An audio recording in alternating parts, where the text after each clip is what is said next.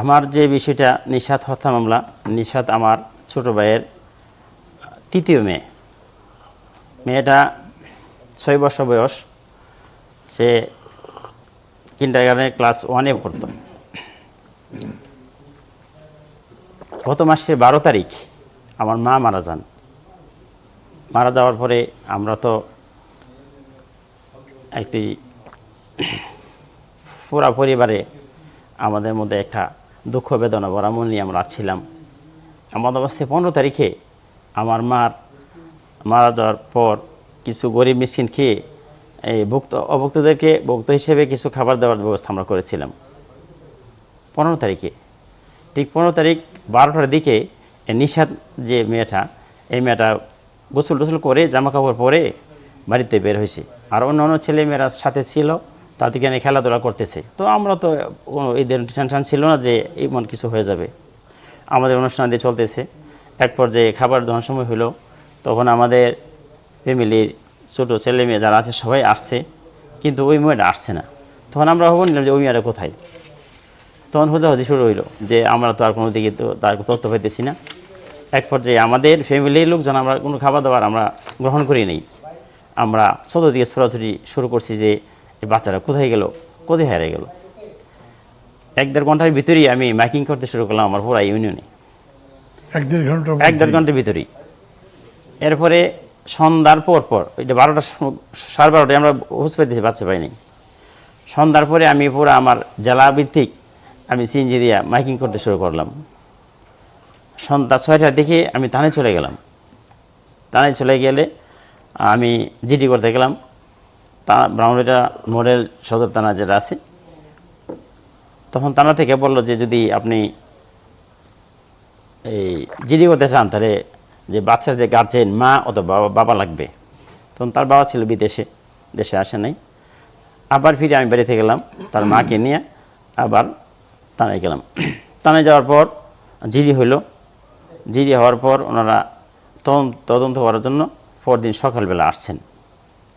আসার পরে ওনারা আমাদেরকে অনেক প্রশ্ন করছেন যে বাচ্চাটা অন্যদিকে কোনো খোঁজাখুঁজি করছে কি না। তো আমরা আমাদের মধ্যে অনেক খোঁজাখুঁজি করছি, কোনো দিকে আমরা কোনো সন্ধান পাইনি। এক পর্যায়ে আমাদের বাড়ির পাশে আমাদের গ্রামে একটা কেন্দ্রীয় মসজিদ আছে, যে মসজিদে ক্যামেরা লাগানো আছে। ওই ক্যামেরা থেকে আমরা দেখতে পেলাম যে একটা মহিলা এই সাইজের একটা বাচ্চা নিয়ে চলে যেতেছে, এবং আমার গ্রামের একটা ছেলে বলছে যে আমি দেখছি এই বাচ্চাটাকে একটা মহিলার হাত ধরে বাজারে দাঁড়িয়ে আছে ঠিক একটার সময়। তখন আমরা ওই ছবিটার দিকে তাকাই আমরা বিভিন্ন দিকে ঘুরতে শুরু করলাম যে বাচ্চাটা কোথায় গেলে আমরা পাইতে পারি। এক পর্যায়ে 16 তারিখ রাত্রিবেলা সন্ধ্যা প্রায় 6টা 6:30 দিকে আমি আমার বাড়ির যে আমার ভাই ভাতিজা যারা আছে তাদেরকে নিয়ে আমি একটা টিম তৈরি করলাম যে আজকে যদি ব্রাহ্মণবাড়িয়ার ভিতরে বাচ্চারা দিনের বেলা ছিল, হয়তো রাত্রে কোনো ফাটি যদি ব্রাহ্মণবাড়িয়ার বাইরে নিয়ে যেতে চায় তাহলে হয়তো রাত্রে নিয়ে যাবে। তো আমাদের 1.5 ঘন্টার মধ্যেই মেয়েকে না পেয়ে আপনাদের মধ্যে এত মানে খুব খারাপ চিন্তাটা আসলো কেন? আপনারা এরকম কিছু টের পাচ্ছিলেন বা মনে হচ্ছিল যে এরকম হতে পারে?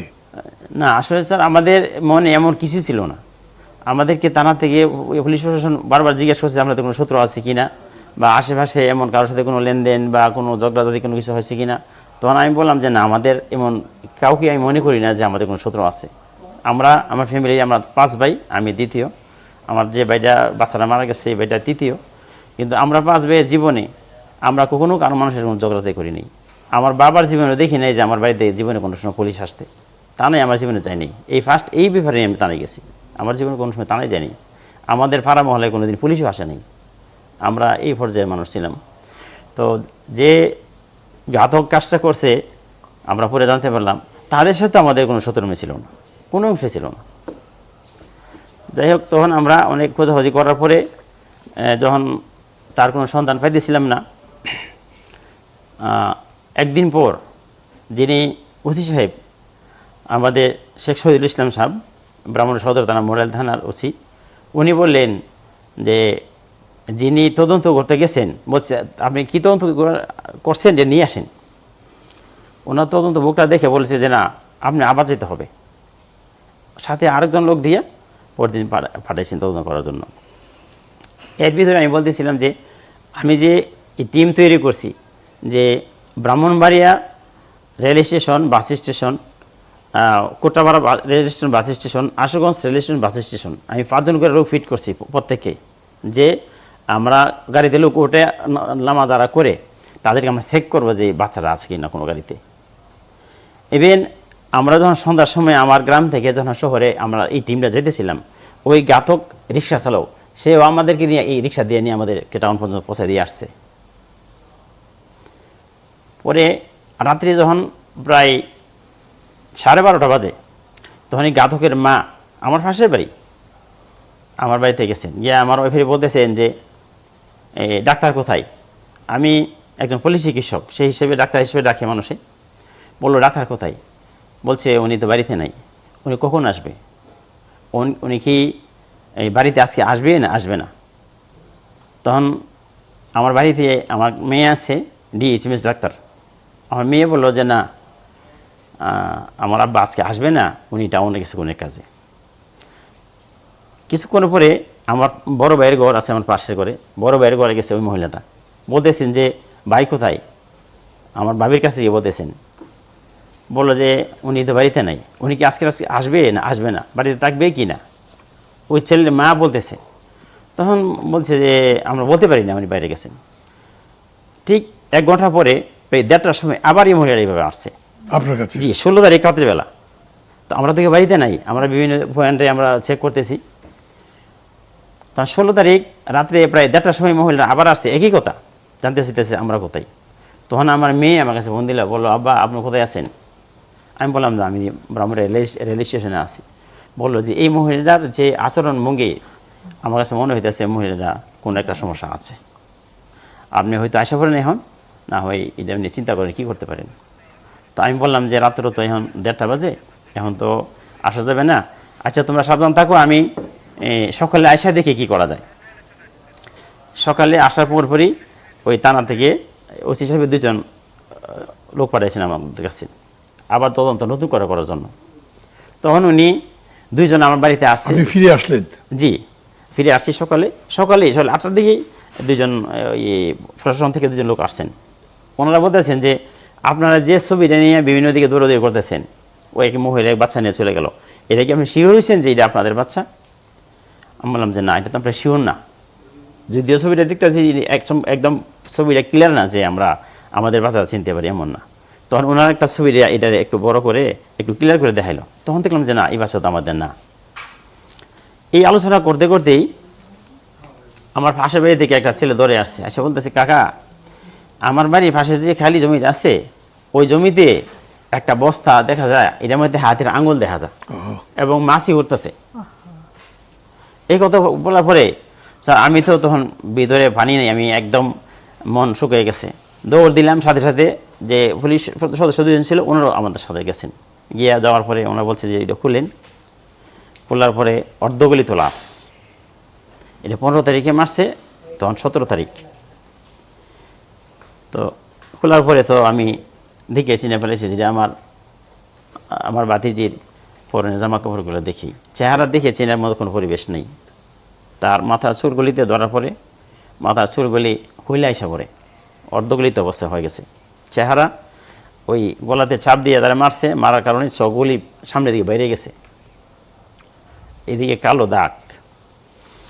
তখন পুলিশ প্রশাসন থানায় ফোন দিছে, তারপরে আপনি CID-তে ফোন দিয়েছেন, র্যাবে ফোন দিয়েছেন, সবাই আসছে, PBI সহ সবাই আসছে। আসার পরে যে শেখ শহীদুল ইসলাম সাহেব, উনি আমার মডেল থানার ওসি, উনি বললেন যে বাসির ভাই আপনি কি মনে করেন এটা এইখানে লাশটা কোথা থেকে আসতে পারে? তখন আমি বললাম যে স্যার, এইখানে যে লাশটা আসছে এদিকে কিছু গাছ আছে, আগাছা, এটা আমরা মুক্তা গাছ বলি আর কি, এই সাইজের গাছগুলা, প্রায় 3-3.5 ফুট গাছগুলা। এই গাছগুলা এখানে অনেকগুলো গাছ এই বাড়ি থেকে আসার জন্য, এই গাছটির জন্য বাড়িটার কোনো রাস্তা নাই, কিন্তু কয়েকটা গাছ দেখা যায় এখানে ভেঙে রয়েছে, মাটিতে চাপে রাখছে। তো আমি বললাম যে স্যার, এখানে যে গাছটি দেখা যায় যে ভেঙে রয়েছে, আমার মনে হয় এই ঘর থেকে লাশটা বেরিয়েছে। তো ওনারা সাথে সাথেই এদিকে ঢুকছে এবং জুতার চাপ দেখা গেছে এখানে। ঢোকার পরে দেখা যায় একটা ঘর, ছোট একটা ঘর, এই ছেলের মাটা বসে রয়েছে। মারা জিজ্ঞেল যে এই ঘর কার? বলছে এই ঘর আমার। আপনি এই ঘর একা থাকেন? জি আমি একা থাকি। পাশে একটা ঘর আছে, এই ঘরটা কার? বলছে এটা আমার ছেলের ঘর। আপনার ছেলে কোথায়? ঘর তো তালা দেখা যায়।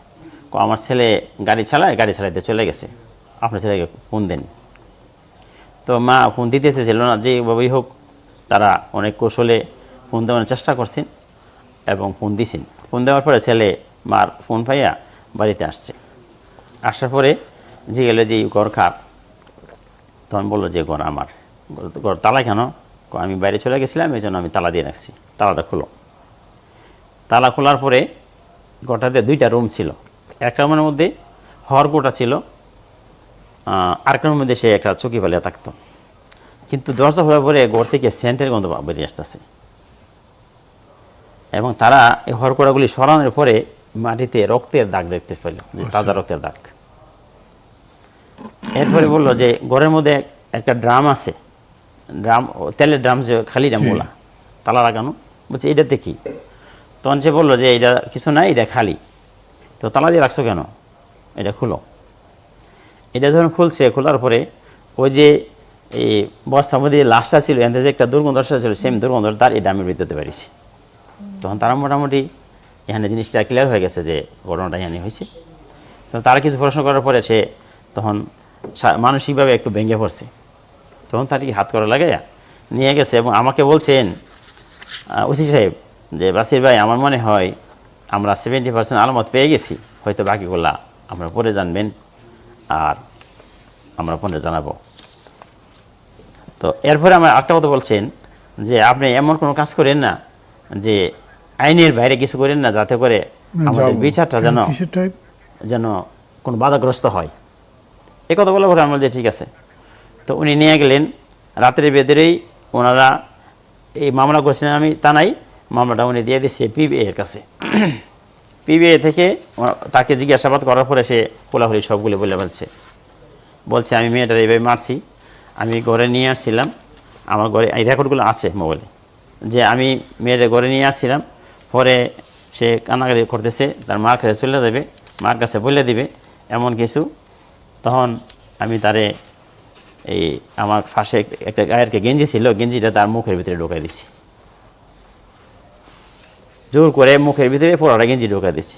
ঢোকা দেওয়ার পরে বাচ্চারা যখন বাঁচার জন্য অনেক চেষ্টা করতে শুরু করলো, হাত পা লাড়তে শুরু করলো, তখন সে গলার মধ্যে 2 হাত দিয়ে চেপে ধরছে।